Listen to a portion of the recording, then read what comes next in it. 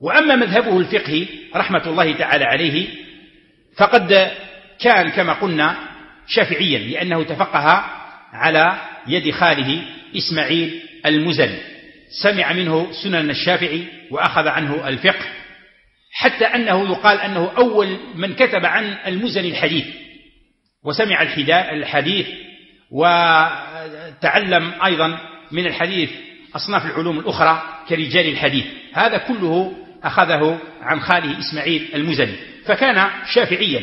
ثم انتقل بعد ذلك إلى مذهب أبي حنيفة، كما قلنا لما قدم القاضي ابن أبي عمران أو أحمد ابن أبي عمران تفقه عليه وانتقل من مذهبه الشافعي إلى مذهب أبي حنيفة.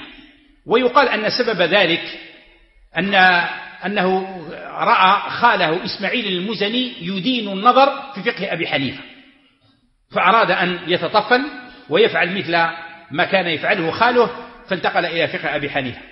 لكن الإمام ابن خلكان في وفيات الأعيان والذهبي في سير أعلام النبلاء يذكران أن سبب تنقله أو انتقاله من المذهب الشافعي إلى المذهب الحنفي أن خاله إسماعيل المزني كان يدرسه مسائل في الفقه، فذكر المزني مسألة دقيقة لم يفهمها الإمام الطحاوي رحمه الله، فبالغ المزني كعادة العلماء في تقريبها، فلم يتفق ذلك، أي لم يتمكن الإمام الطحاوي من أن يفهم هذه المسألة، فغضب المزني منه وقال والله ما يجيء منك شيء.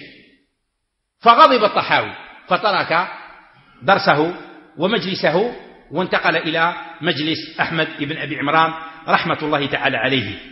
ولما صنف بعد ذلك الإمام الطحاوي كتابه المشهور المختصر في فقه الحنفية قال والله لو كان رحم الله أبا إبراهيم لو كان حيا لكفر عن يمينه.